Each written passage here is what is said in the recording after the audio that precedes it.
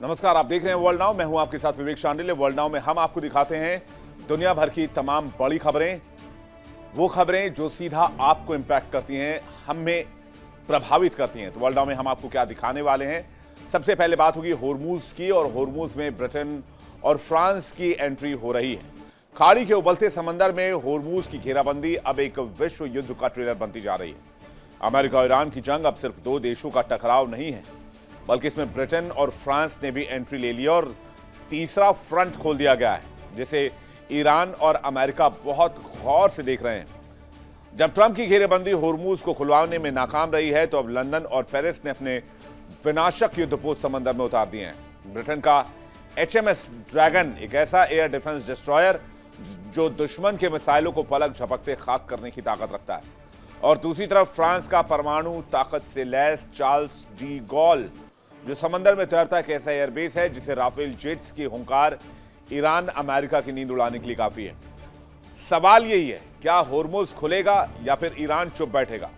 Tehran ने साफ कर दिया है कि होर्मुज उसकी जागीर है और होर्मुज में वो किसी को इजाजत नहीं देगा, यानी कि किसी तीसरे का दखल बर्दाश्त नहीं करेगा। उधर इजरायल ने इराक के रेगिस्तान में सीक्रेट बेस बनाकर मुश्तबा खामनेई के वॉर प्लान को सीधी चुनौती दे दी है।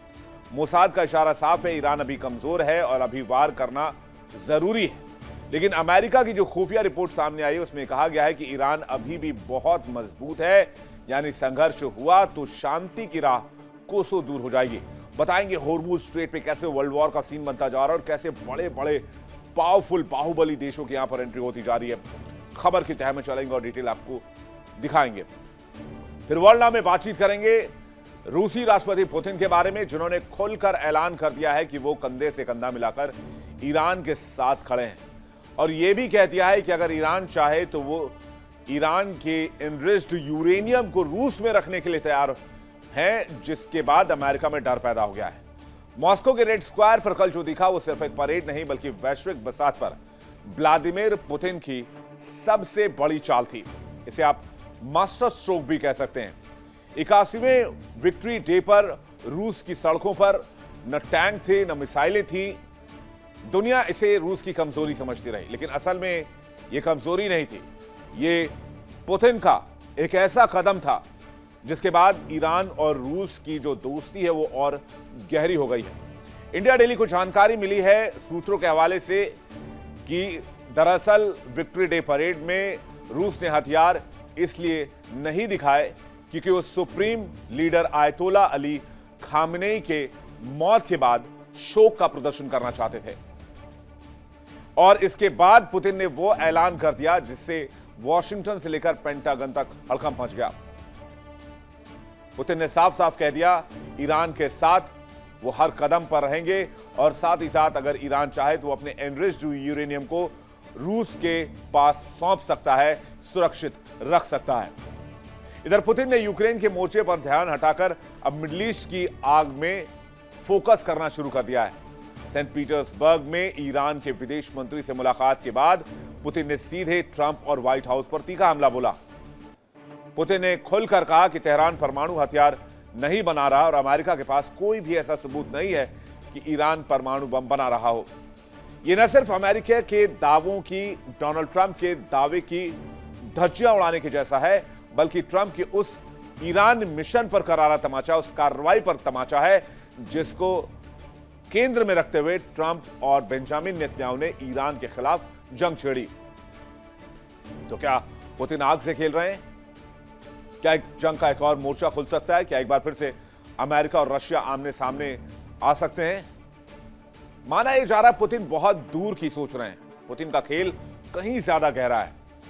एक तरफ वो शांति का मसीहा बनकर 2015 के परमाणु समझौते का मॉडल पेश कर रहे हैं, तो दूसरी तरफ पर्दे के पीछे से ईरान को उन्नत ड्रोन, सैन्य तकनीक, सैटेलाइट डेटा सब कुछ दिला रहे हैं। रूस चाहता है कि अमेरिका मिडिल ईस्ट के दलदल में इतना गहरा धंस जाए कि अमेरिका की अर्थव्यवस्था बुरी तरीके से चोटिल हो जाए, और जिस पर अमेरिका को गुरूर है, घमंड है, उसकी इकोनॉमी वो खत्म हो जाए। इधर चीन के साथ मिलकर रूस ईरान के तेल का लाइफलाइन बना हुआ है। मॉस्को, बीजिंग और तेहरान की त्रिमूर्ति वॉशिंगटन के वर्चस्व को खत्म करने की नई पटकथा लिख रही है। तो पुतिन का ये ईरान कार्ड, यूरेनियम कार्ड, क्या गुल खिलाएगा? अमेरिका को कहां ले जाएगा? पुतिन की ये चाल क्या ईरान में शांति ला पाएगी? क्या अमेरिका बैकफुट पर जाएगा? दिखाएंगे आपको खबर डिटेल से। फिर वर्ल्ड नाउ में बातचीत करेंगे अमेरिका और चीन के बीच के संघर्ष के बारे में। बेशक ये संघर्ष सामरिक नहीं है, लेकिन इकोनॉमिक संघर्ष शुरुआत हो चुकी है। आर्थिक संघर्ष देखने को मिल रही है। अमेरिका ने चीन पर एक बार फिर से सैंक्शन लगा दिया। एक पुरानी कहावत है, न खाता न बही, जो अमेरिका कहे वही सही। आज के वैश्विक परिदृश्य में ट्रंप इसी रास्ते पर चलते हैं। खुद को शांति का ठेकेदार बताने वाले, डील मेकर बताने वाले ट्रंप ने अपनी हठधर्मी से न केवल अमेरिका में महंगाई का बम फोड़ा है, बल्कि दुनिया को तेल और गैस के भीषण संकट में झोंक दिया है। और अब इस आग में वो घी डालने का काम कर रहे हैं। अमेरिका अलग अलग देशों पर प्रतिबंध लगा रहा है, जबकि आज से ठीक 3 दिन बाद डोनाल्ड ट्रंप चीन के दौरे पर जाने वाले। लेकिन उससे पहले अमेरिका ने चीन और हांगकांग की कंपनियों समेत 10 संस्थाओं पर सैंक्शंस थोप दिए। आरोप है कि कंपनियां ईरान के ड्रोन और बैलिस्टिक मिसाइल प्रोग्राम के लिए बैकडोर से मदद कर रही थी। योशिता शंघाई, हाईटेक्स इंसुलेशन और एचके हेजिंग जैसी कंपनियों को अमेरिका ने ब्लैकलिस्ट कर दिया है। और वो भी तब जब शी जिनपिंग से डोनाल्ड ट्रंप की मुलाकात होने वाली है।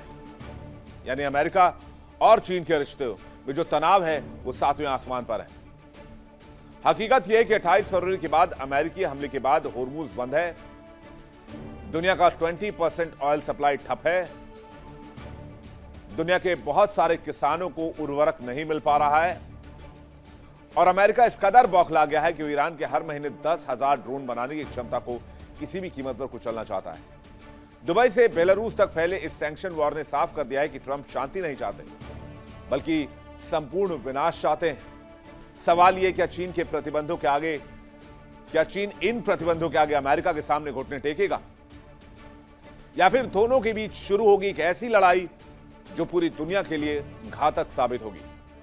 क्योंकि अमेरिका चीन को राइज होते हुए नहीं देख सकता। किसी भी कीमत पर चीन को या चीन की इकोनॉमी को कोलैप्स करवाने के लिए अमेरिका एड़ी चेटी का जोर लगाकर ही मानेगा। तो क्या होगा इस कहानी का अंत, जानेंगे इस खबर में। तो चलिए शुरुआत करते हैं वर्ल्ड नाउ की।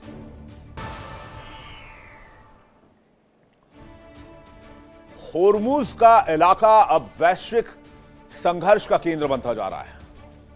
होर्मुज में तीसरे फ्रंट की एंट्री हो रही है और तीसरे फ्रंट की एंट्री के साथ होर्मुज में आ रहे हैं फ्रांस और ब्रिटेन के युद्धपोत। एक तरफ अमेरिका, एक तरफ ईरान और अब तीसरी तरफ फ्रांस और ब्रिटेन अपने अपने परमाणु युद्धपोत के साथ। तो संघर्ष के केंद्र में होर्मुज आ रहा है।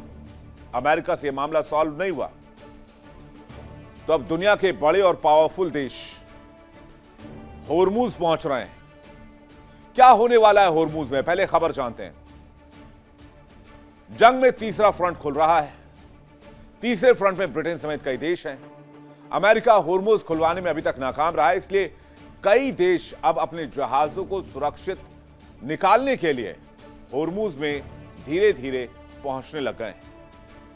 होर्मुज में जारी तनाव के बीच अब ब्रिटेन ने अपनी सैन्य ताकत का प्रदर्शन करते हुए विध्वंसक युद्धपोत HMS ड्रैगन को तैनात करने का ऐलान कर दिया है।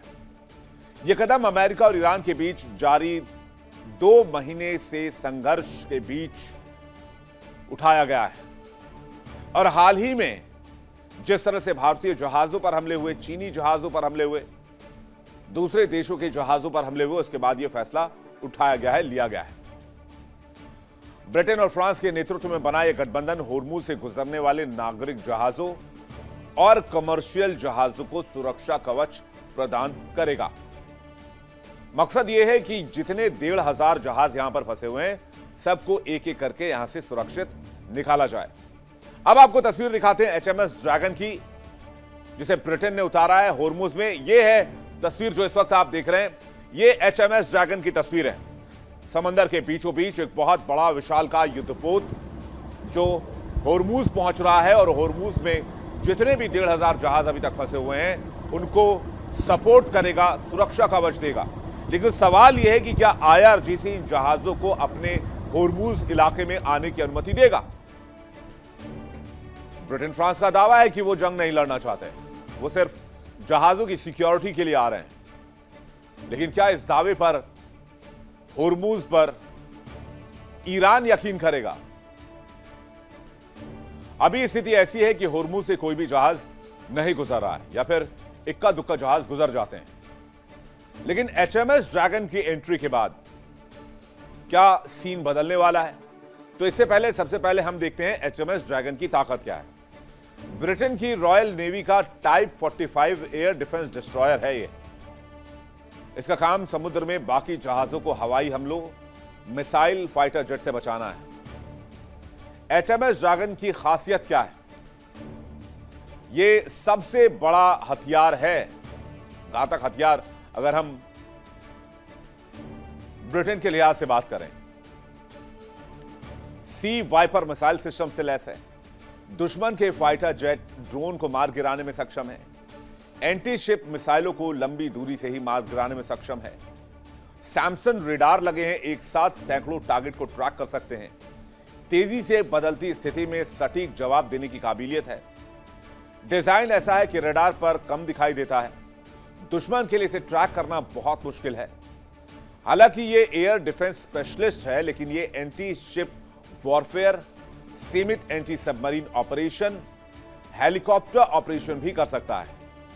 हाई स्पीड और ग्लोबल डिप्लॉयमेंट की वजह से यह तेज गति से ऑपरेट करता है, दुनिया के किसी भी समुद्री क्षेत्र में ऑपरेट कर सकता है। मिडिल ईस्ट और होर्मुज में इस वक्त बहुत तनाव है और जिस तरह से हाई टेंशन एरिया यह बना हुआ है, यहां पर भी ऑपरेट करने की काबिलियत एचएमएस ड्रैगन रखता है। यानी समंदर में एक तरह से एयर शील्ड है। और ये एयर शील्ड किसके लिए है? ये एयर शील्ड है उन जहाजों के लिए जो जहाज होर्मुज में फंसे हुए हैं। दुश्मन के हवाई हमलों को नाकाम करने की ताकत सबसे बड़ी खासियत है एचएमएस ड्रैगन की। तो अभी आपको हमने ब्रिटेन के उस युद्धपोत के बारे में बताया जिसको ब्रिटेन होर्मुज भेज रहा है। ये तो ब्रिटेन की बात हो गई। इधर फ्रांस का परमाणु ऊर्जा से संचालित युद्धपोत चार्ल्स डी गॉल और उसके साथ मौजूद युद्धपोतों को होर्मुज के नजदीक तैनात कर दिया गया है। इन युद्धपोतों की तैनाती उसी समुद्री मार्ग पर हो रही है जहां मौजूदा ईरान युद्ध के कारण जहाजों की आवाजाही प्रभावित हो रही है। अब आप तस्वीर देख लीजिए चार्ल्स डी गॉल की। ये वो तस्वीर है जो इस वक्त आप देख रहे हैं चार्ल्स डी गॉल की। ये है फ्रांस का परमाणु ऊर्जा से चलने वाला एक एयरक्राफ्ट कैरियर, जिसमें आपको फाइटर जेट्स दिखेंगे, अटैक हेलीकॉप्टर्स दिखेंगे, जिसमें आपको मालवाहक विमान दिखेंगे, जिसमें आपको अवैक्स दिखेंगे और एक तरह से ये चलता फिरता सैन्य अड्डा है। फ्रांस का सबसे ताकतवर aircraft carrier Charles de Gaulle पहुंच रहा है होर्मुज। तो ब्रिटेन आ चुका है, फ्रांस आ चुका है, सबूत आपके सामने है। तस्वीर जरा फुल स्क्रीन देखिए। चार्ल्स डी गॉल विमान वाहक पोत स्वेज नहर से होते हुए, लाल सागर से होते हुए, मालदीव स्ट्रेट से होते हुए फिर अरब सागर में एंट्री लेगा और अरब सागर में एंट्री लेने के बाद यह पहुंचेगा गल्फ ऑफ ओमान, अमेरिकी ब्लॉकेड के पास, और गल्फ ऑफ ओमान से होते हुए फिर यह पहुंचेगा होर्मुज और होर्मुज से फिर पहुंचेगा पर्शियन गल्फ, जहां पर इस वक्त सबसे ज्यादा जहाज फंसे हुए हैं। यानी होर्मुज में बन रहा है तीसरा फ्रंट। अब ये जो शिप फ्रांस ने भेजा है, इसकी काबिलियत, इसकी ताकत भी जान लीजिए। चार्ल्स डी गॉल फ्रांसीसी नौसेना का सबसे इंपॉर्टेंट जहाज है। 2001 में इसे इंडक्ट किया गया। पोत जो है फ्रांस का 10वां विमान वाहक पोत है, पहला परमाणु संचालित सतह पोत और अमेरिकी नौसेना के बाहर निर्मित एकमात्र परमाणु संचालित एयरक्राफ्ट कैरियर है। इसका नाम फ्रांसीसी राष्ट्रपति और जनरल चार्ल्स डी गॉल के नाम पर रखा गया है। चार्ल्स डी गॉल फ्रांस का सबसे ताकतवर युद्धपोत है और इसकी असली पहचान है कि यह एयरक्राफ्ट कैरियर है। जैसा कि मैंने आपको बताया, इसे आप चलता फिरता एयरबेस जैसा मान सकते हैं। यह जहाज न्यूक्लियर रिएक्टर से चलता है, इसे बार बार ईंधन भरने की जरूरत नहीं पड़ती, इसे रिफ्यूल नहीं करना पड़ता। यह महीनों तक लगातार एक मिशन पर रह सकता है। इस पर करीब 30 से 40 फाइटर जेट तैनात होते हैं, अटैक हेलीकॉप्टर्स तैनात होते हैं। इसमें राफेल एम जेट भी तैनात किए गए हैं। ये जेट सीधे जहाज से उड़ान भरकर दुश्मन पर हमला करते हैं। ये यूएस के अलावा दुनिया के कुछ ही देशों के पास है। इससे भारी और फुल लोडेड फाइटर जेट भी तेजी से टेक ऑफ कर सकते हैं। जहाज खुद भी मिसाइल और डिफेंस सिस्टम से लैस है। एंटी शिप मिसाइल और दुश्मन के विमान को ये तुरंत रोक सकता है। फ्रांस इस जहाज के जरिए अपनी ताकत दुनिया को दिखाता है। दुनिया के किसी भी हिस्से में सैन्य ताकत दिखा सकता है। मिडिल ईस्ट, अफ्रीका या इंडो पैसिफिक तक पावर प्रेजेंटेशन का यह जरिया है। यह जहाज अक्सर नेटो के मिशन में हिस्सा लेता है। कई देशों के साथ जॉइंट ऑपरेशन यह जहाज कर चुका है। अब आपने दोनों जहाजों की ताकत देख ली। आपने ये खबर भी जान ली कि फ्रांस और ब्रिटेन भी अब होर्मुज में आ गए हैं, वो भी जंगी बेड़े के साथ। तो सवाल यह है कि दोनों युद्धपोत ईरान के पास क्या करने आ रहे हैं? ये तो ईरान की रक्षा करने तो नहीं आ रहे, या अमेरिका को प्रोटेक्ट तो करने नहीं आ रहे। और जिस तरह के जंगी हालात बने हैं, उसमें ब्रिटेन और फ्रांस ने दावा कर दिया है कि दोनों युद्धपोत होर्मुज में फंसे जहाजों को सुरक्षित निकलवाने के लिए आ रहे हैं। तो एक तरफ तो होर्मुज पर ईरान ने कंट्रोल कर रखा है, होर्मुज बंद है, तो फिर जहाज ब्रिटेन और फ्रांस कैसे निकलवा लेंगे? और वो भी ये कह के कि हम जंग लड़ने नहीं आ रहे। तो क्या इस जंग लड़ने के इरादे से ही दोनों देश पहुंच रहे हैं? और इन सब में अमेरिकी ब्लॉकेड का क्या होगा?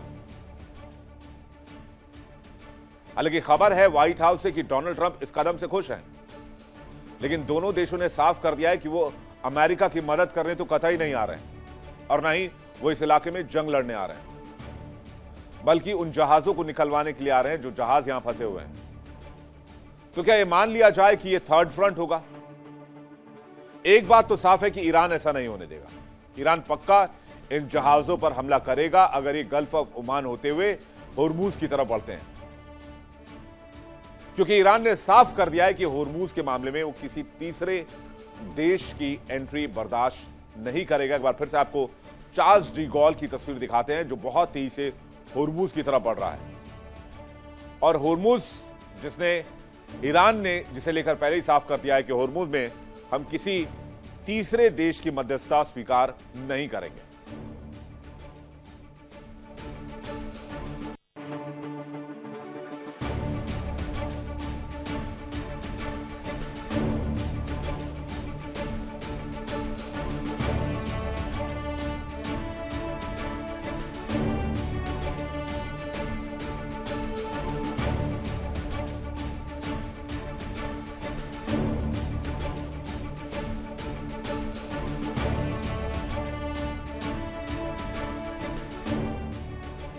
यानी भले ही ब्रिटेन और फ्रांस अपने शिप भेज रहे हों, लेकिन होर्मुज पर ईरान का पूरा कंट्रोल है। और जाहिर सी बात है, अगर इस एरिया में कोई भी जंगी जहाज आता है तो आईआरजीसी उस पर हमला करेगा ही करेगा। तो क्या ये वर्ल्ड वॉर का ट्रेलर दिख रहा है? यहां पर स्ट्रेट ऑफ होर्मुज पे ईरान कंप्लीट कंट्रोल लेकर बैठा है। ईरान ने कहा है कि होर्मुज में किसी का भी दखल बर्दाश्त नहीं करेगा। और होर्मुज में आईआरजीसी के कंट्रोल की वजह से अमेरिका को गल्फ ऑफ ओमान को ब्लॉक करना पड़ा, होर्मुज के बाहर ब्लॉकेड लेकर बैठना पड़ा। अमेरिका चाहकर भी इस इलाके में नहीं घुस पा रहा है। 3 युद्धपोत भेजे थे, तीनों पर हमला हुआ और तीनों को वहां से हटाना पड़ा फौरन। तो होर्मुज में अगर कोई भी घुसा तो जबरदस्त अटैक होगा। ईरान पहले भी कई जहाजों पर हमला कर चुका है। फिलहाल ईरान कोई भी जहाज यहां से गुजरने नहीं दे रहा है। होर्मुज में जहां एक और अमेरिका है तो दूसरी ओर ईरान है, और तीसरे फ्रंट पर अब फ्रांस और ब्रिटेन है। देखना होगा कि होर्मुज में जहाज निकलवाने के लिए कौन कौन से देश साथ आते हैं। खबर तो यह भी है कि चीन भी अपने युद्धपोत जहाज को सुरक्षित निकलवाने के लिए भेज सकता है। उधर ब्रिटिश प्रधानमंत्री कीर स्टारमर और फ्रांसीसी राष्ट्रपति इमैनुअल मैक्रों के नेतृत्व में एक विशाल गठबंधन तैयार किया जा रहा है। इस गठबंधन में दुनिया के 40 देश शामिल हैं, जिनका उद्देश्य तेल, गैस और फर्टिलाइजर की वैश्विक आपूर्ति को बाधित होने से बचाना, यानी ये भी होर्मुज खुलवाना चाहते हैं। रक्षा जानकारों का मानना है कि यह तैनाती केवल तैयारी का हिस्सा है, ताकि समय आने पर गठबंधन तुरंत कार्रवाई कर सके। तो क्या इस गठबंधन में अमेरिका भी है? ये सवाल अभी चारों तरफ है, लेकिन इसका कोई क्लियर जवाब नहीं है। हालांकि अमेरिका को लगता है कि फ्रांस और ब्रिटेन उसकी मदद के लिए आए, जबकि कीर स्टारमर ने पहले ही साफ कर दिया कि ये हमारी लड़ाई नहीं है, ये हमारी जंग नहीं है, इसलिए हम इस जंग को नहीं लड़ने वाले। अब ईरान ने होर्मुज को कंट्रोल में लेकर एक मैप जारी किया है। उसमें बताया गया है कि अगर इस क्षेत्र से कोई भी जहाज गुजरने की कोशिश करेगा, घुसने की कोशिश करेगा, तो उस पर हमला होना तय है। अब देखिए ये जो इलाका आप देख रहे हैं, ये यूएई का इलाका नीचे, जो कि फुजैरा पोर्ट तक आता है, उसके नीचे ठीक गल्फ ऑफ ओमान। ये रेड वाला जो इलाका देख रहे हैं, ये पूरी तरीके से इलाका जो है, ये है होर्मुज स्ट्रेट। होर्मुज स्ट्रेट जो है, इस पूरे इलाके को ईरान कंट्रोल कर रहा है। और ये जो ब्लू वाटर आप यहां पर देख रहे हैं, ये है पर्शियन गल्फ। तो लड़ाई जो पूरी है वो इस एरिया को लेकर है, क्योंकि ये छोटा सा इलाका जो आप इस वक्त देख रहे हैं, इस पर पूरे जीसीसी की यानी गल्फ कंट्री की मैक्सिमम इकोनॉमी, खाना पीना, सारी चीजें, एक्सपोर्ट इंपोर्ट, सारी चीजें 90% तक इसी एरिया पे डिपेंड करती है। और इसलिए जीसीसी में भी बहुत तबाही और बेचैनी की स्थिति है जब से होर्मुज बंद पड़ा हुआ है। और होर्मुज को लेकर ईरान तब और ज्यादा सख्त हो गया जब होर्मुज खोलने के बावजूद अमेरिका ने इस इलाके से ब्लॉकेड नहीं हटाया। तो क्या अमेरिका के ब्लॉकेड को हटाने के लिए ब्रिटेन और फ्रांस के जहाज अमेरिका के खिलाफ कूदेंगे, अमेरिका से लड़ाई करेंगे? और क्या अगर होर्मुज को खोल भी दिया ईरान ने, तो अमेरिका अपना ब्लॉकेड हटाएगा उन जहाजों के निकलने के लिए? और क्या अमेरिका के खिलाफ ब्रिटेन और फ्रांस खड़े होंगे? यह देखने वाली बात होगी। लेकिन अगर अमेरिका और अन्य देशों के जहाज ईरानी नियंत्रण वाले क्षेत्र में घुसने की कोशिश करेंगे, तो फिर यह तय है कि आगे तो तबाही है। ईरान का जवाब ऐसा आएगा कि होर्मुज खून से लाल हो जाएगा। अब जरा सोचिए कि अमेरिका जैसा पावरफुल देश यहां कामयाब नहीं हो पा रहा है, तो फिर ब्रिटेन और फ्रांस जैसे देश के लिए यह मिशन इम्पॉसिबल नहीं है। जहां एक और समंदर में घेरेबंदी की प्लानिंग चल रही है, तो उधर इसराइल भी खतरनाक प्लान कर रहा है। इसराइल इराक से ईरान पर हमला करने की रणनीति बना रहा है। इसराइल ने ईरानी हवाई अभियान में मदद के लिए इराकी रेगिस्तान में एक सीक्रेट बेस बनाया। इसराइल ने फरवरी में इसकी रेगिस्तान में एक इराकी रेगिस्तान में सीक्रेट मिलिट्री बेस बनाया था, ताकि ईरान के खिलाफ वो अपने एयर ऑपरेशंस को सपोर्ट कर सके। अब जरा तस्वीर देखिए आप इराक के उस इलाके की, उस बेस की, जो बहुत खुफिया तरीके से इजराइल और मोसाद ने मिलकर तैयार किया है। कहते हैं बेंजामिन नेतन्याहू ने इस इलाके को बनवाया है। खबर यह भी आ रही है कि इजराइल की सेना और मोसाद दोनों ने ही नेतन्याहू को ब्रीफ किया है। आईडीएफ और मोसाद ने कहा है कि ईरान पर हमला अभी करो, क्योंकि वो अभी बहुत कमजोर है। उनका आकलन यह है कि ईरान की मौजूदा कमजोरी एक मौका है, और अगर युद्ध फिर से शुरू करने से वहां की सरकार का पतन तेजी से हो सकता है। सेना और खुफिया एजेंसी की ब्रीफ के बाद नेतन्याहू फिर से हमले की अनुमति दे सकते हैं, लेकिन इसलिए जरूरी है कि वो वॉशिंगटन को भरोसे मिले। और अगर वॉशिंगटन इसके लिए राजी नहीं होता है, तो क्या इजराइल अकेले ही ईरान पर अटैक करेगा? इसके चांसेस वैसे कम है। हालांकि इजराइल को अमेरिका ने हाल ही में हथियारों और बम के नए खेप दिए हैं। इजरायली खुफिया एजेंसी जो कह रही है, लेकिन अमेरिकी इंटेलिजेंस ने जो रिपोर्ट दी है, दोनों में बहुत फर्क है। सीआई की रिपोर्ट में कहा गया है कि मुश्तबा खामनेई ईरान की युद्ध रणनीति बनाने में अहम भूमिका निभा रहे हैं। यूएस के इंटेलिजेंस एजेंसियों का मानना है कि ईरान के सुप्रीम लीडर मुश्तबा खामनेई दूसरे सीनियर अधिकारियों के साथ मिलकर ईरान की युद्ध रणनीति बनाने में अहम भूमिका निभा रहे हैं। अमेरिका को आज तक मुश्तबा के सटीक लोकेशन की जानकारी नहीं मिल पाई।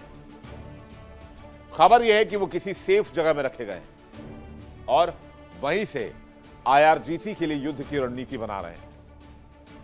यानी इजराइल को जंग में फिर से नेतन्याहू झोंकने वाले हैं, और अमेरिका इस जंग से निकलना चाहता है, किनारा चाहता है, वो छटपटा रहा है।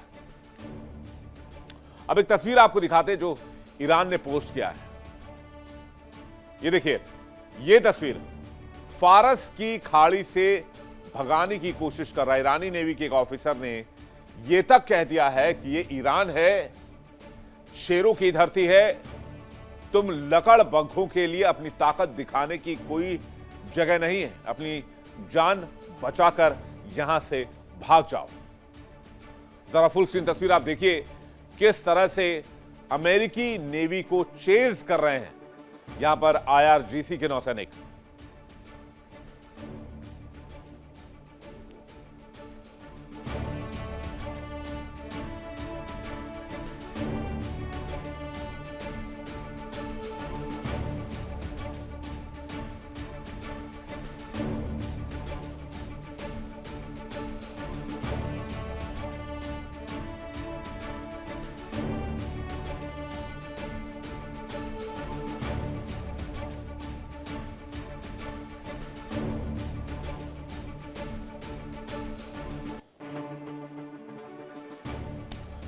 तो एक तरफ समंदर में ईरान अमेरिका को टीज कर रहा है, वहीं ट्रंप के पोस्ट पर ईरान ने पोस्ट कर सोशल मीडिया पर भी जवाब दिया है और कहा है कि पर्शियन गल्फ में आक्रमणकारियों के लिए एकमात्र सुरक्षित स्थान इसके जल का तल ही है, यानी समंदर के नीचे। दोनों ओर से आक्रामक जवाब जारी है। उधर ईरान के खिलाफ अमेरिकी नौसैनिक नाकेबंदी पूरी तरीके से लागू है। सेंटकॉम ने कहा है कि बीते 13 अप्रैल से ईरान की नाकेबंदी जारी है। अप्रैल से अब तक 58 वाणिज्यिक जहाजों का रास्ता बदल दिया गया, जबकि 4 जहाजों को सीज किया गया है। अमेरिका ने ईरानी बंदरगाहों में प्रवेश करने और वहां से तेल लेकर निकलने पर भी रोक लगा दी है। लेकिन इन सब के बावजूद ट्रंप की हर कोशिश नाकाम होती जा रही। वो होर्मुज नहीं खुलवा पा रहे हैं। ईरान पर तख्ता पलट से लेकर होर्मुज खुलवाने से लेकर कोई भी ऑब्जेक्टिव अमेरिका अचीव नहीं कर पाया। इसलिए हर कोशिश नाकाम है और डोनाल्ड ट्रंप बदनाम है। ईरान को तबाह करने की कोशिश नाकाम, चीन पर प्रतिबंध लगाने की कोशिश नाकाम, ग्रीनलैंड पर कब्जा करने की कोशिश नाकाम, होर्मुज पर कंट्रोल करने की कोशिश नाकाम, महंगाई पर काबू पाने की कोशिश नाकाम, नेटो पर नियंत्रण करने की कोशिश नाकाम, और सबसे बड़ी बात, मेक अमेरिका ग्रेट अगेन बनाने में नाकाम, यानी मागा कैंपेन भी फेल। तो अब सवाल यह, क्या जंग का डायमेंशन बढ़ेगा? क्या IRGC फ्रांस और ब्रिटेन के युद्धपोत को बख्श देगा? अमेरिका के ब्लॉकेड का क्या होगा? क्योंकि होर्मुज ब्लॉक है तो गल्फ ऑफ ओमान भी ब्लॉक है। क्या इस जंग में जंग का दायरा बढ़ने जा रहा है? एक बात तो क्लियर है, ईरान किसी भी देश को होर्मुज में एंट्री नहीं देगा, और अगर फ्रांस और ब्रिटेन भी जाते हैं तो उन पर भी हमले होंगे। यानी आगे आने वाले समय में होर्मुज और धधक सकता है। आगे बढ़ते हैं। अमेरिका के फेल होने की खाड़ी में एक और सबसे बड़ी वजह रही रूसी राष्ट्रपति व्लादिमीर पुतिन की नीति। रूसी राष्ट्रपति व्लादिमीर पुतिन न सिर्फ यूक्रेन से जंग लड़ते रहे, बल्कि वो ईरान में शतरंज की बिसात पर अपनी चालें भी चलते रहे। ईरान जंग में पुतिन ने वो कमाल कर दिखाया जिससे सुपर पावर को घुटने टेकने पड़ गए, और जो दोस्ती की मिसाल पेश की वो तो लाजवाब है, वो काबिले तारीफ है।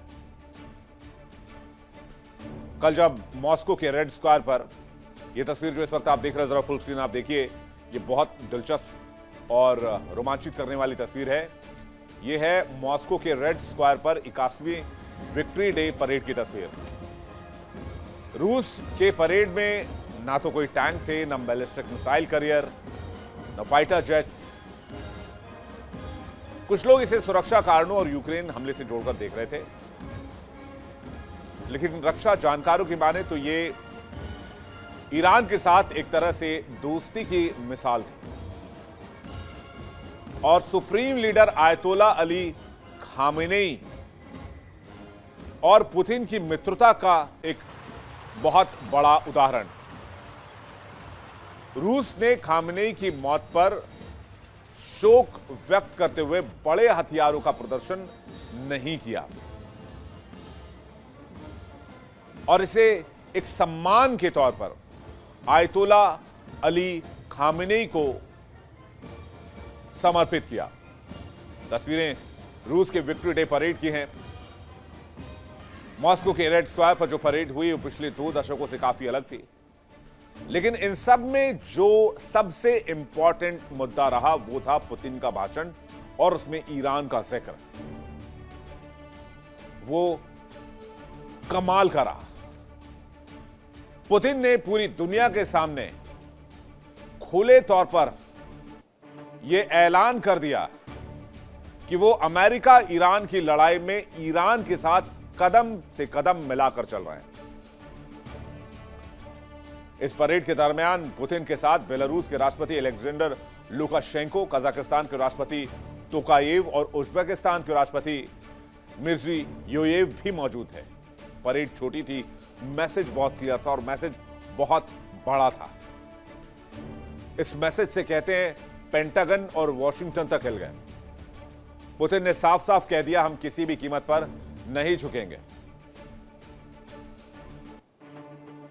ईरान के विदेश मंत्री अब्बास अराक्ची पुतिन से मिलने के लिए सेंट पीटर्सबर्ग पहुंचे थे। आपको तस्वीर याद होगी, ये वो तस्वीर है। इसकी खबर भी मैंने आपको उसी दिन दिखाई थी। दोनों नेताओं की मुलाकात प्रेसिडेंशियल लाइब्रेरी में हुई। पुतिन ने इस मौके पर जो कहा था वो पूरी दुनिया के कान में गूंजा। पुतिन ने कहा कि हम देख रहे हैं ईरानी जनता अपनी स्वतंत्रता और संप्रभुता के लिए कितनी साहसिक और वीरता से लड़ाई लड़ रही है। ये सिर्फ तारीफ नहीं थी, ये खुला समर्थन था। पुतिन ने आगे कहा था कि हमारी तरफ से हम वो सब कुछ करेंगे जो आपके हित में हो, पूरे क्षेत्र के लोगों के हित में हो, ताकि जल्द से जल्द शांति हासिल हो। इस दौरान अराक्ची ने मोस्तफा का संदेश भी पुतिन को दिया था। यह संदेश इशारा कर रहा था कि रूस और ईरान के बीच कोई बहुत बड़ी डील पक रही है, कोई खिचड़ी पकाई जा रही है। अब जब 81वां विक्ट्री डे परेड सामने आया, उसके बाद जब पुतिन की बातचीत सुनाई दी, तब समझ में आया कि अब्बास अराक्ची और पुतिन के बीच में क्या बातचीत हुई। इस बार पुतिन ईरान के समर्थन में ताल ठोकते हुए मैदान में उतरे और अमेरिका की धज्जियां उड़ाकर रख दी। विक्ट्री डे परेड खत्म होते ही राष्ट्रपति व्लादिमीर पुतिन ने कुछ ऐसा कहा जिससे अमेरिका के ईरान पर हमले को लेकर पूरी दुनिया में सवाल खड़े होने लगे। मिडिल ईस्ट में चल रहे अमेरिका ईरान टकराव के बीच पुतिन का बयान आया। पुतिन ने साफ साफ कहा कि ईरान के खिलाफ जिस तरह की कार्रवाई हो रही है और जिस तरह से इसके पीछे परमाणु हथियारों का बहाना बनाया जा रहा है, अमेरिका के पास के कोई ठोस सबूत नहीं है कि तेहरान परमाणु हथियार बना रहा था या बना चुका है या बना लेगा। अमेरिका ने बिना किसी वजह के ईरान पर हमला किया है। संघर्ष के बीच पुतिन ने ईरान के खुले समर्थन का ऐलान कर दिया। पुतिन ने कहा कि संघर्ष की बहुत ही कठिन स्थिति में हम ईरान के साथ हैं। पुतिन ने यह भी कहा कि हम अमेरिका के साथ भी संपर्क में हैं। उम्मीद करते हैं संघर्ष जल्द ही खत्म होगा। हुर्मुज पर ईरान का ही नियंत्रण होना चाहिए और युद्ध की जगह शांति से काम लेना होगा। रूसी राष्ट्रपति पुतिन ने यह भी साफ किया कि रूस के ईरान और खाड़ी देशों के साथ अच्छे संबंध हैं, इसलिए वो इस पूरे मामले में संतुलन बनाए रखने की कोशिश कर रहा है। सबसे इंपॉर्टेंट, पुतिन ने साफ तौर पर दुनिया के सामने ऐलान करते हुए कहा कि रूस को कभी कोई ऐसा सबूत नहीं मिला जिससे यह साबित हो सके कि ईरान परमाणु हथियार वाकई बना रहा था या उसकी दिशा में जा रहा था, जिसके आरोप लगाकर अमेरिका और इस्राएल ने मिलकर ईरान पर हमला किया और हजारों लोगों की जान ले ली। यह तानाशाही है, गुंडागर्दी है। और यह बयान ऐसे समय में आया है जब अमेरिका लगातार ईरान के परमाणु कार्यक्रम को लेकर बात कहता रहा है। डोनाल्ड ट्रंप दावा करते रहे हैं कि हमने ईरान के परमाणु कार्यक्रम को 50 साल पीछे भेज दिया है, हमने उसकी न्यूक्लियर कैपेबिलिटी खत्म कर दी है, बहुत सारी ऐसी बातें हैं, जबकि हकीकत इससे कोसों दूर है। और यही बात जो कि एनसीटीसी चीफ अमेरिका के थे, national counter terrorism chief NCTC, उन्होंने भी यही कहा था कि ईरान से कोई इमीडिएट थ्रेट नहीं था, ईरान से अमेरिका को कोई फौरी तौर पर खतरा नहीं था। तो ये अमेरिका, ट्रंप और इजराइल के मुंह पर तमाचा नहीं है। पुतिन ने विश्व के सामने अमेरिकी दावों, इजरायली दावों की धज्जियां उड़ाकर रख दी, जिसमें डोनाल्ड ट्रंप, बेंजामिन नेतन्याहू ये कह रहे थे कि ईरान परमाणु हथियार बना रहा है, एनरिच्ड यूरेनियम का गलत इस्तेमाल कर रहा है। इस बयान के बाद ट्रंप का अभी तक कोई बयान नहीं आया। तो क्या ट्रंप ने पूरी दुनिया के सामने झूठ बोला? जी हां। जानबूझकर ईरान पर जंग थोप? जी हां। और पूरी दुनिया को तबाही की कगार पर लाकर खड़ा किया, आर्थिक सुनामी के चपेट में धकेल दिया? जी हां। तो क्या अमेरिका और ईरान जंग में समझौता कर लेंगे? पुतिन की एंट्री के बाद क्या पुतिन होर्मुज में शांति करा सकते हैं? पॉसिबिलिटी है। कैसे? जंग को रोकने को लेकर पुतिन बहुत पॉजिटिव हैं। डोनाल्ड ट्रंप से अच्छी बातचीत है, हालांकि वो आईना दिखाने में पीछे नहीं हटते। मुश्तबा खामनेई से भी अच्छी बातचीत है, इसलिए अमेरिका ईरान के बीच मीडिएशन कर सकते हैं पुतिन। यहां तक कि पुतिन ने यह भी ऑफर कर दिया कि अगर ईरान अपने एनरिच्ड यूरेनियम को रूस के पास रखना चाहता है, रूस इसके लिए भी तैयार है कि आप अपने एनरिच्ड यूरेनियम हमारे पास छोड़ दो, आपको जब आवश्यकता लगेगी आप इस्तेमाल कर लेना। फिर पुतिन ने 2015 के अमेरिकी समझौते की भी याद दिलाई। 2015 में ईरान और कई देशों के बीच परमाणु डील हुई थी। समझौते को लेकर उस समय रूस ने बहुत इंपॉर्टेंट भूमिका निभाई थी और आज भी उसी मॉडल पर काम करना चाहते हैं व्लादिमीर पुतिन। तो क्या पुतिन ने कोई पीस प्लान बना लिया है और उसी पीस प्लान के तहत वो यूरेनियम को रशिया शिफ्ट करना चाहते हैं? ईरान अपना यूरेनियम मित्र देश को निर्यात कर सकता है। जिस मित्र देश पर भरोसा उसे निर्यात करें। यदि सभी पक्ष सहमत हों तो इस पर विचार किया जा सकता है। और पुतिन ने तैयार कर लिया है पीस प्लान। रूस ने यह भी संकेत दिया है कि ईरान के परमाणु कार्यक्रम को शांतिपूर्ण ऊर्जा के तौर पर इस्तेमाल किया जा सकता है। पुतिन ने बताया कि बुशहर न्यूक्लियर प्लांट जैसे प्रोजेक्ट इसी दिशा में काम कर रहे हैं और इनका मकसद हथियार बनाना नहीं है। उधर पुतिन ने यह भी कहा कि अगर सभी देश सहमत हो तो ईरान अपनी यूरेनियम रूस को दे सकता है, जहां उसे सुरक्षित तरीके से प्रोसेस किया जा सके। इस पूरी प्रक्रिया की निगरानी अंतर्राष्ट्रीय परमाणु एजेंसी IAEA भी कर सकती है। पुतिन ने कहा कि रूस ईरानी यूरेनियम को रखने और उसे ईरान से निकालने के लिए तैयार है। पुतिन के मुताबिक रूस ने पहले भी ऐसे प्रस्ताव दिए हैं और अब भी उसके ऑफर टेबल पर मौजूद है। बस ईरान का राजी होना जरूरी है। उनका कहना है कि इसे सुनिश्चित किया जा सकता है कि ईरान का परमाणु कार्यक्रम पूरी तरीके से शांतिपूर्ण है। और इस पूरे मैटर के बीच एक बात साफ है कि अमेरिका और ईरान के बीच तनाव अभी कम होने के संकेत नहीं है। उधर ईरान के पास एनरिच्ड यूरेनियम 440 किलो मौजूद है, जिसे अमेरिका को शक है कि ईरान परमाणु हथियार बना सकता है, जबकि पुतिन ने ऐसी किसी भी आशंका से साफ साफ इनकार किया है। उधर अमेरिका से जंग में ईरान की रूस खुलकर मदद कर रहा है, लेकिन रूस चाहता है कि अगर ईरान जंग में फंसा है तो उसको भी दिक्कत हो सकता है, क्योंकि दोनों देश हथियार पार्टनर भी हैं। पुतिन की मदद सिर्फ बातों तक सीमित नहीं है। रूस कई मोर्चों पर ईरान का साथ दे रहा है। रूस ने ईरान को उन्नत ड्रोन भेजे हैं। ईरान और रूस में रिश्ते काफी गहरे हैं। ईरान रूस को शाहिद ड्रोन देता है। रूस ने कई हथियार और एयर डिफेंस सिस्टम ईरान को दिए हैं। संयुक्त राष्ट्र सुरक्षा परिषद में ईरान की मदद रूस ने की। ईरान के खिलाफ कठोर प्रस्ताव पर वीटो का इस्तेमाल किया। ईरान के लिए एक बड़ी कूटनीतिक सुरक्षा भी रूस बनकर उभरा है। पुतिन ने ईरान संघर्ष की शांति की पेशकश की और ईरान और ट्रंप से दोनों से फोन पर बातचीत की। राजनीतिक और कूटनीतिक समाधान निकालने को कहा, बैठकर बातचीत करने को कहा। चीन के साथ मिलकर रूस ईरान के तेल को खरीद रहा है और इस तेल को रूस वैश्विक बाजार तक पहुंचाने में मदद कर रहा है। प्रतिबंधों को चकमा देने के लिए विशेष टैंकर का इस्तेमाल कर रहा है। कैस्पियन सागर से ईरान का तेल भी रशिया तक पहुंचाया जा रहा है।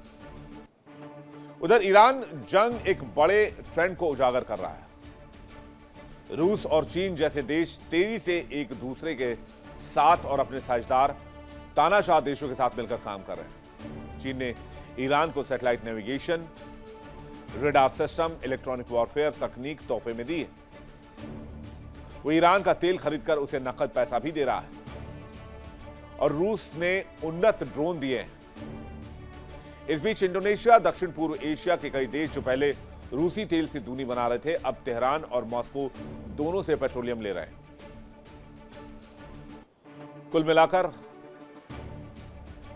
काफी हद तक मामला अब रूस के पास है, गेंद रूस के पाले में है और देखना यह होगा कि पुतिन इसमें क्या भूमिका निभाते हैं। चलिए आगे बढ़ते हैं अगली खबर की तरफ।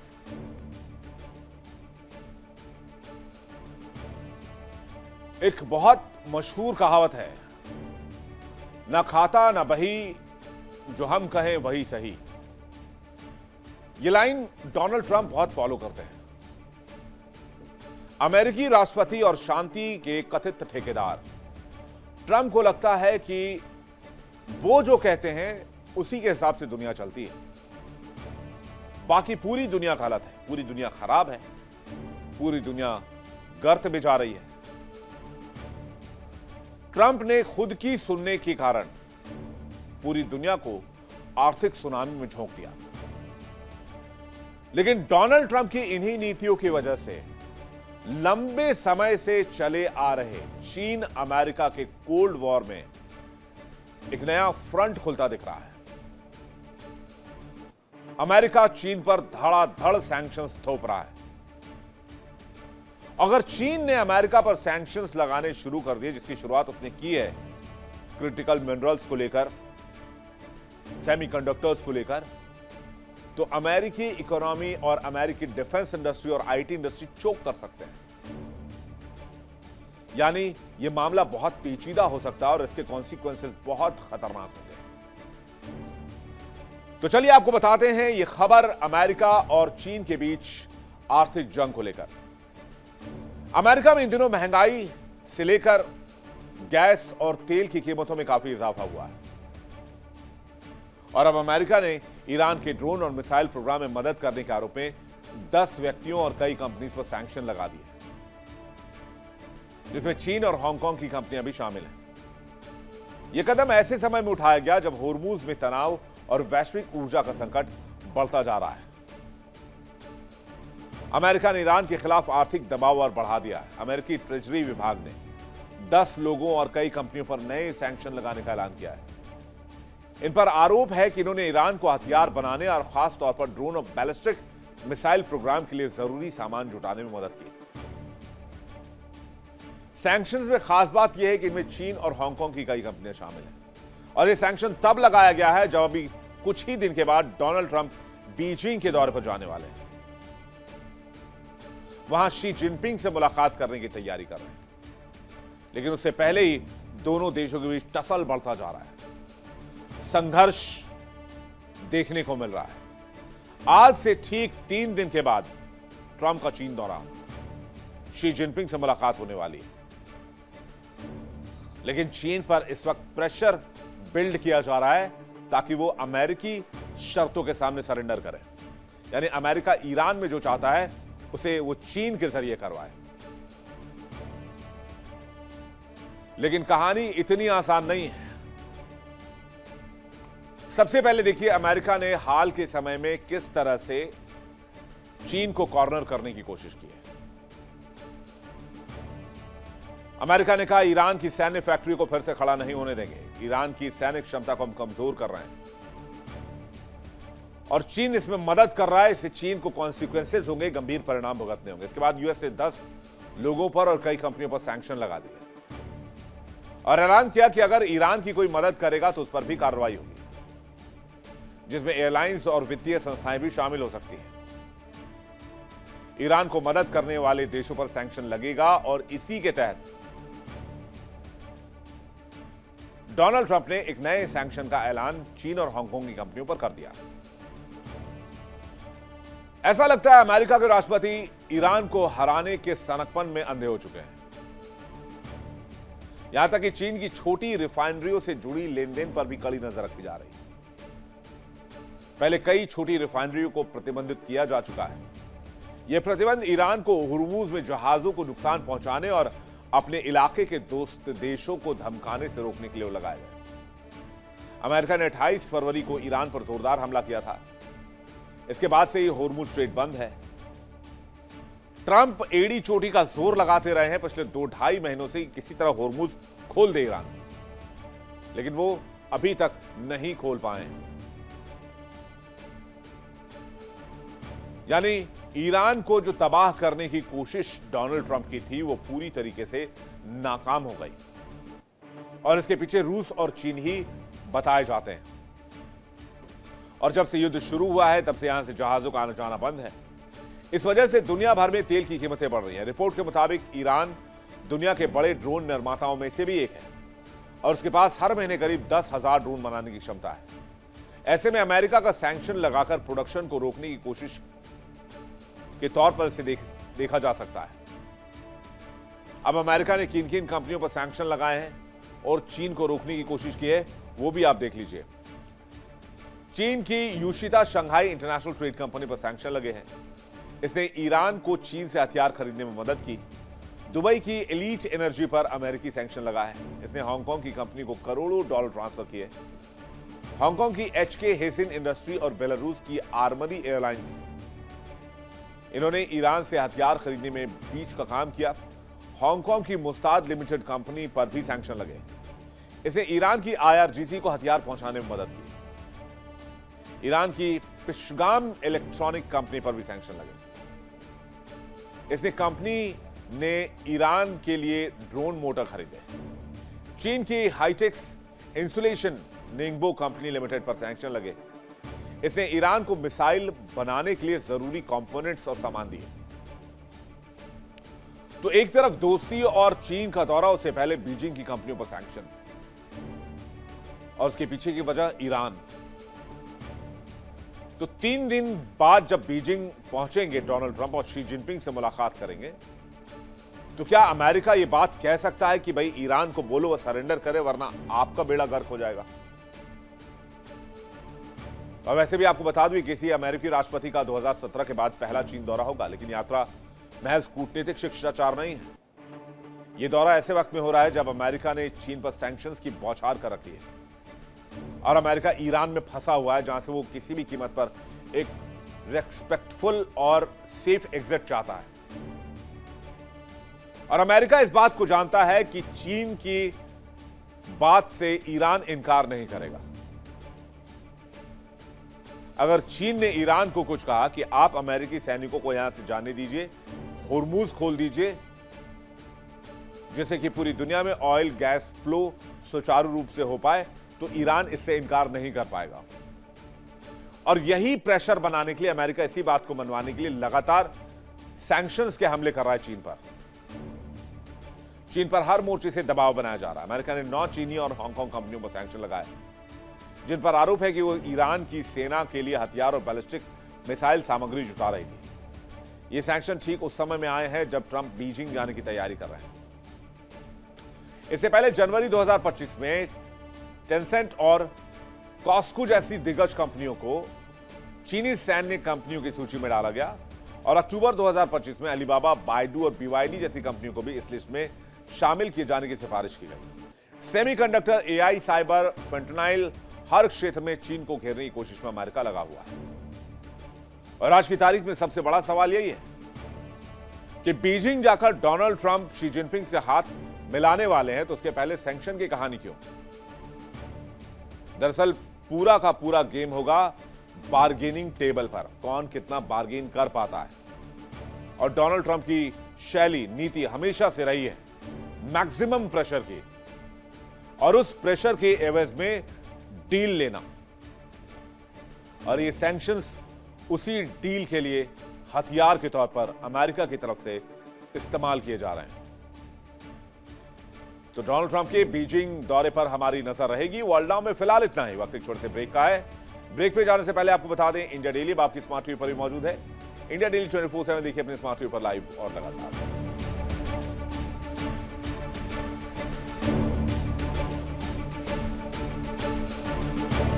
देखिए इंडिया डेली 24/7 अब आपके स्मार्ट टीवी पर। इंडिया डेली मौजूद है सभी डिजिटल प्लेटफॉर्म पर लाइव और लगातार। इंडिया डेली 24/7 हर दिन राष्ट्र को समर्पित।